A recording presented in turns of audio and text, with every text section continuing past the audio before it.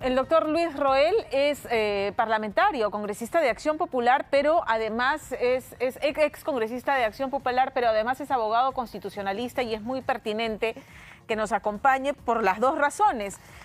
Porque es el partido al que él pertenece, que está en la mira por estos congresistas, y además en su función de abogado constitucionalista, hablar un poco de si podría o no prosperar esta iniciativa del Ejecutivo para que la presidenta pueda viajar y manejar el despacho presidencial de modo remoto. Doctor Roel, ¿cómo está? Buenas tardes, bienvenido. Buenas tardes, muchas gracias por la invitación. ¿Cuál es su postura frente a la situación de estos 4 parlamentarios de Acción Popular? Primero, hay que hacer una precisión respecto de lo que se ha presentado ayer por el Ministerio Público. Claro. Y lo que saber mañana, porque son dos denuncias constitucionales diferentes. Diferentes, correcto. Claro, si bien son bajo los 4 mismos congresistas, sí, y bajo los mismos delitos, son diferentes hechos. Ya. ¿Por qué? Porque en el caso de la denuncia que hace Patricia Chirinos, que es la denuncia constitucional que se va a ver mañana en el Pleno, que se va a votar, se ve sobre temas relacionados con puestos de trabajo, con nombramientos en el Ministerio de Producción. Correcto. Mientras que en el caso de lo presentado ayer por la Fiscalía de la Nación es por... Tráfico de influencias exactamente, agravado. Pero en materia del Ministerio de Vivienda y Ministerio de Transporte y Comunicaciones sobre licitaciones, sobre contratos y sobre también puestos de trabajo. Entonces, son dos denuncias constitucionales que, si bien son los mismos imputados, son los mismos delitos, pero que los hechos son distintos. Correcto. Y eso es muy importante, porque uno diría, oigan, ¿por qué no se acumulan? ¿No? Eso es lo que iba a preguntar. Exactamente. ¿Por qué no acumularse? Uno se acumula porque el reglamento del Congreso, el artículo 89, que es el que regula el procedimiento de acusación constitucional, prohíbe que se acumulen después de las investigaciones. Bien. Es decir, ya hay una etapa de investigación que ha pasado en el caso de la denuncia constitucional de Patricia Chirinos, que ya está en el Pleno, y hay uno que recién inicia. ¿Por qué? Porque la Fiscalía de la Nación lo que ha hecho es presentar la denuncia constitucional a mesa de partes. De ahí tiene que la subcomisión de acusaciones constitucionales que preside Lady Camones tener que evaluar con su Secretaría Técnica y con su equipo un informe de admisibilidad y de procedencia. Ya. Y luego de ello ir a la comisión permanente que la ratifique, de ser el caso, para que vuelva a la subcomisión para que empiecen las investigaciones de esa denuncia constitucional en específico. Ok. Y si mañana prosperara el informe de Patricia Chirinos y la acusación de Patricia Chirinos, digamos, ¿esto libera a la fiscal de la Nación de todo este trámite en el Congreso y podría iniciar investigaciones? A ver, lo importante es decir de que las denuncias constitucionales tienen dos objetos, porque son dos supuestos que se utilizan. El juicio político, que es por cuando un alto funcionario, entre ellos los congresistas, cometen una infracción a la Constitución en el ejercicio de sus funciones, y en esos casos inclusive pueden ser inhabilitados. ¿Qué es lo que se busca? Mañana no se ve eso. Mañana se ve el antejuicio político. Antejuicio político es el otro caso, que es justamente cuando los altos funcionarios, entre ellos los congresistas, cometen delitos en el ejercicio de sus funciones. Y para que el Ministerio Público pueda investigarlos, es necesario que se levante esta prerrogativa que tienen estos altos funcionarios entre los congresistas. Claro. Mañana se va a ver justamente una denuncia constitucional por antejuicio político, que lo que va a buscar es que el Ministerio Público pueda investigar con el expediente que le remita el Congreso a estos altos funcionarios, estos 4 congresistas, por los hechos que el Pleno apruebe mañana, si lo logra aprobar. ¿Qué sucede? En el reglamento del Congreso también establece de que si el funcionario, en este caso los congresistas, están en funciones cuando se le aprueba un levantamiento de esta prerrogativa del antejuicio, puedan ser también desaforados o suspendidos en su cargo. ¿Con qué objeto? Para que no afecte las investigaciones, como lo que pasó con Roberto Sánchez y con Betsy Chávez. Que en ambos casos, por un lado, se votó para que se aprobara este adelantamiento de la prerrogativa del antejuicio. En ambos casos se aprobó, pero en un caso se aprobó la suspensión a Betsy Chávez y a Roberto Sánchez no. Claro. Entonces, ahí también va a depender mucho de las votaciones que se hacen individualmente, caso por caso, congresista por congresista, y luego de ver el levantamiento del antejuicio, que es el levantamiento de esta prerrogativa, se va a votar la suspensión. Por lo tanto, van a ser 8 votaciones, 2 votaciones para cada congresista, y que ya el Pleno decidirá si le genera convicción este informe final presentado en base a la denuncia de la congresista Patricia Chirinos. ¿Le produce a usted convicción los elementos que se han exhibido? Yo creo que, y eso lo digo de mi experiencia en la subcomisión de acusación constitucional que me tocó presidir, que esta denuncia constitucional es una manera en que el Congreso de la República coadyuva al sistema de justicia. ¿Por qué? Porque el Ministerio Público no puede tocar a los altos funcionarios a menos que se le levante esta prerrogativa ante juicio. Entonces, la única manera que el Ministerio Público, para el sistema de justicia, para la imagen del Congreso, para la imagen de los propios congresistas, porque si uno dice, oye, yo soy inocente, a mí me están acusando indebidamente, porque es una denuncia, ojo, de una congresista, no es la denuncia del Ministerio Público. Por lo tanto, puedo decir de que, oigan, este es un tema que me están acusando injustamente, por lo tanto, que me levanten el antejuicio, me levanten esta prerrogativa, igual al Ministerio Público para que me investigue y que el Ministerio Público, de ser el caso, o formalice la denuncia o archive la misma. Porque lo único que hace es que el Ministerio Público realiza las investigaciones. El Congreso no le dice acusa, como tampoco le dice al Poder Judicial condena. Claro.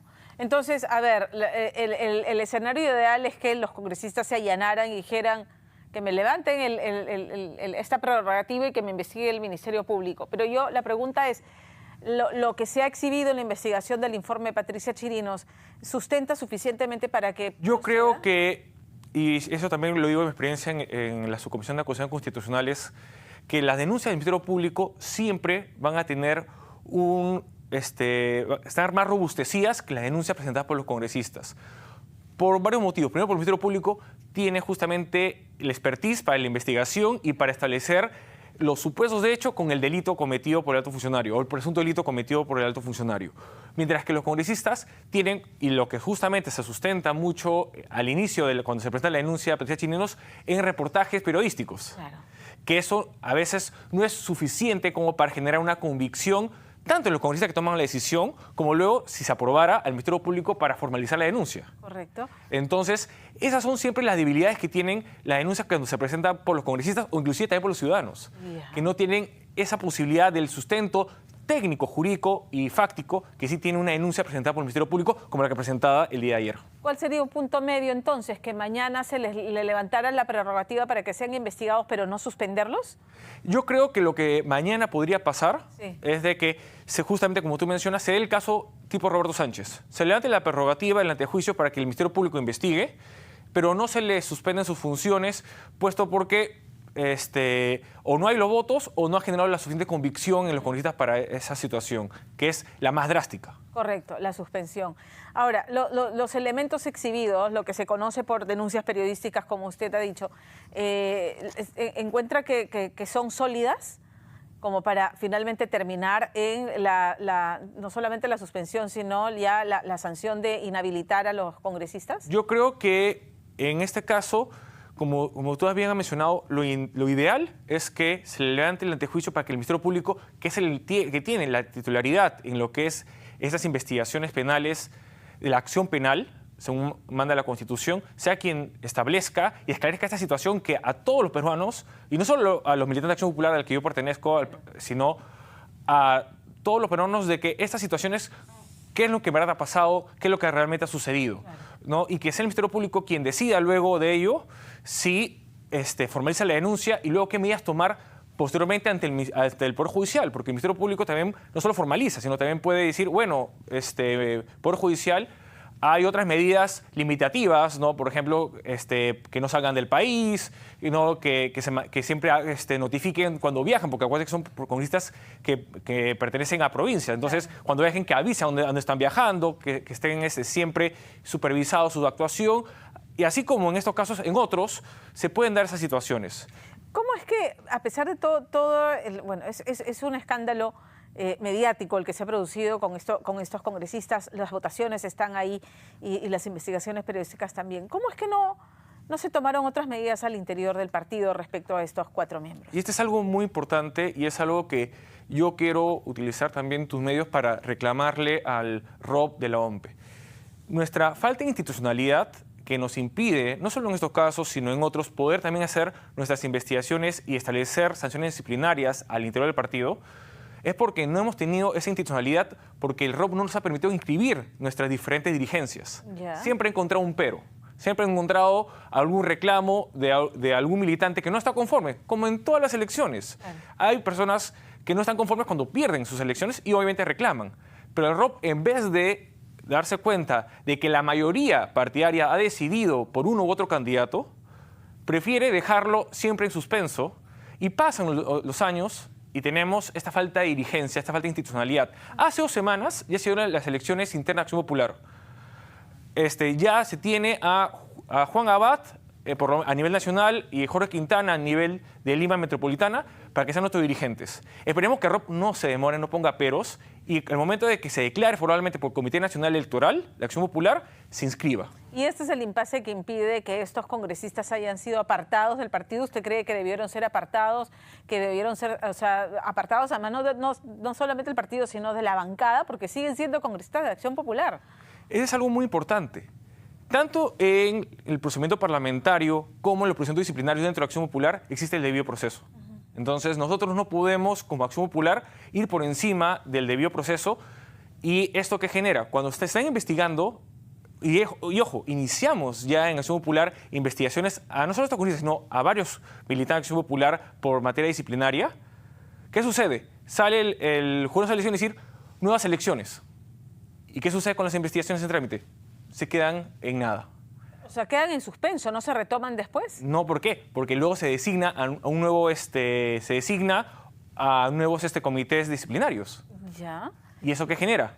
Que cuando estás llegando a un punto en donde puedas establecer, por lo menos en materia disciplinaria, al interno partido, la disciplina que se exige dentro de un partido político como es Acción Popular, no se logra.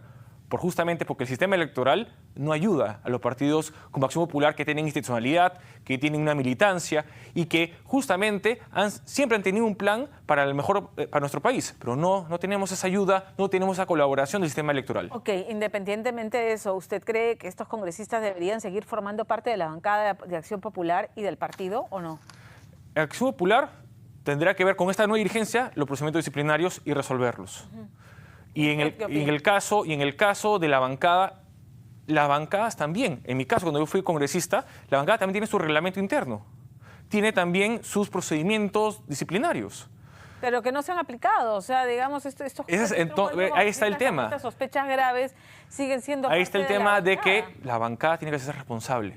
La bancada no puede decir, solo son ellos o son estos otros y me lavo las manos. No, la bancada siempre se hace responsable porque la bancada es un colectivo que representa al Partido Acción Popular y la bancada siempre tiene que tomar decisiones desde elegir a sus voceros, decidir los proyectos de ley que se van a presentar, inclusive la disciplina a la interna de la bancada. Pero entonces, ¿qué? ¿La bancada los mantiene porque los votos cuentan para otros intereses que no son los del país o qué? No entiendo. Esos temas que justamente corresponden a la bancada tendríamos que preguntárselos a ellos mismos. Tenemos que preguntarles ¿por qué hacen esto o no hacen lo otro? ¿Pero usted cree que ellos deben permanecer como miembros de la bancada? Yo creo que ahora bien sería erróneo yo decir o adelantar opinión porque justamente quien está dirigiendo uno de los comités de disciplina, que esperemos que sea ratificado, es mi madre, entonces tampoco podría adelantar opinión. Entonces imagínense que luego la puedan... Entonces, mañana el ideal sería, en la medida que el informe de Patricia Chirinos no tiene los elementos técnicos de investigación. Pero por lo menos genera convicción al Congreso. Ajá. Y se da el tema del levantamiento de la prerrogativa. Ellos aprueban una resolución legislativa. Esta resolución legislativa deriva luego el expediente al Ministerio Público, para que el Ministerio Público inicie con la acción de investigación. ¿El comportamiento de estos congresistas representa el ideario de Acción Popular? Yo creo que la bancada de Acción Popular, hoy por hoy, tiene un gran reto que es limpiar la imagen. ¿Por qué? Porque Acción Popular en ninguna situación, en un momento de su historia política, desde que fuimos gobierno y cuando fuimos oposición a los gobiernos, nunca hemos tenido estos casos, nunca hemos tenido estas situaciones que han preocupado tanto a la militancia, a la dirigencia y a nivel nacional, porque creo yo que todos los peruanos conocemos la trayectoria de que fue nuestro líder histórico Fernando Belaúnde Terry, los quienes han sido nuestros fundadores, que son personas correctas, con valores y con principios, que también se encuentran en nuestro ideario, que se encuentran en nuestro partido y que eso es lo que nos ha guiado siempre. No los representan, entonces. Creo que tienen que ellos demostrar lo contrario. Permítame pasar al tema de la iniciativa del Ejecutivo para permitir que la presidenta viaje a los foros internacionales que están en agenda, encargándose de manera remota del despacho. ¿Usted es constitucionalista? ¿Es viable? ¿Es posible? Es inconstitucional porque va más allá de las funciones que establece el artículo 115 de la Constitución para la Presidencia de la República. La Presidencia de la República se establece de que ejerce sus funciones en el territorio nacional y si no, por encargo a uno de sus vicepresidentes. Eso es la situación que está en el marco constitucional actual. Si se quería modificar, ampliar las funciones de la Presidencia de la República, por eso tienes las iniciativas de reforma constitucional. Claro. No lo han planteado así, han planteado una reforma en la ley orgánica del Poder Ejecutivo, que es una norma menor jerarquía. Una norma de menor jerarquía, como una ley orgánica, no puede contravenir la Constitución. Okay. Más aún si la ley orgánica desarrolla los contenidos de la Constitución política. O sea, el segundo camino, que es el que han planteado, contraviene la Constitución. Y en el primer caso, si se planteara como una modificación constitucional, ¿sería pertinente? Yo creo que la Constitución siempre acepta enmiendas, acepta ciertas reformas que permitan que la Constitución se mantenga en el tiempo, se actualice. Y eso es lo que ha permitido que nuestra Constitución, que tiene más de 40 reformas constitucionales en la actualidad, se mantenga 30 años. Y yo creo que es la posibilidad de que, bueno, se reforme, si hay que incluir esa función, se haga por los caminos que establece la Constitución, a tener un procedimiento de reforma constitucional, con una iniciativa de reforma constitucional que pase por la Comisión de Constitución y Reglamento, tenga un dictamen aprobatorio, pasa al Pleno y se apruebe en de legislaturas por 87 votos, claro, o menos de esa votación en una legislatura y más referéndum. Ese es el camino constitucional para una reforma válida. Lo que ellos están haciendo es forzar una figura que luego podrá ser declarada inconstitucional por el Tribunal Constitucional. Y en el tema del camino que es más engorroso, porque además estamos hablando de una reforma constitucional, sería una reforma constitucional con nombre propio para salvar una circunstancia para la señora Dina Boluarte, que no tiene vicepresidenta. Yo creo que más que una situación específica, creo que es un problema que ya se viene desde hace tiempo. Alejandro Toledo tiene el problema de que perdió uno de sus vicepresidentes, Raúl Díaz Canseco. Luego, Ollanta pierde también uno de sus vicepresidentes, Omar Chejade. Pero Pablo Kuczynski tuvo a Vizcarra, que luego pierde a Mercedes Arauz. Mechita, claro. Y luego tenemos el caso de que entra Castillo a la contienda electoral, lo cual ha sido un error del Fondo de Elecciones, con un solo vicepresidente, Dina Boluarte. Porque acuérdense que a Vladimir Cerrón lo sacan de contienda. Correcto. Y en ese caso, porque entró a la contienda ya con una falla, el jurado debió decir, no, la plancha presidencial es con 2 vicepresidentes y tienes que presentar a uno más, o no inscribo. Ese es un tema relacionado a la normativa electoral que, como tiene ese vacío, le toca interpretarlos al jurado de las elecciones como intérprete de la normativa electoral. Y que, claro, ellos, el argumento que pasó el tiempo justamente para hacer estos cambios, estas modificatorias. Muy bien, si pasó el tiempo para hacer estos reemplazos, estos cambios en la plancha presidencial, el jurado debe haber dicho que no se puede haber inscrito esa plancha. Porque la Constitución justamente señala, cuando no está el presidente de la República, está el primer vicepresidente. Si no está el vicepresidente, está el segundo, ¿no? ¿Y eso por qué? Porque en la noción de la Constitución, del constituyente, es que el presidente de la República entre a su gestión, a su gobierno, con 2 vicepresidentes. Independientemente de la emergencia planteada por el premier Otálora y la canciller de la necesidad de tener a la presidenta en los foros internacionales para defender la postura peruana, no debería prosperar. Porque es inconstitucional y además hay que hacer las cosas como se deben, ¿no? Hay un procedimiento de reforma constitucional, hay ciertos límites que se tienen que respetar y si no lo hacemos ahora, no se va a hacer nunca. Le agradezco mucho por haber Solo estado 2 precisiones que quisiera realizar. Primero, en una entrevista ayer justamente había mencionado de que los exsecretarios tenían mayor o igual trayectoria que los congresistas actuales que podrían ser reemplazados.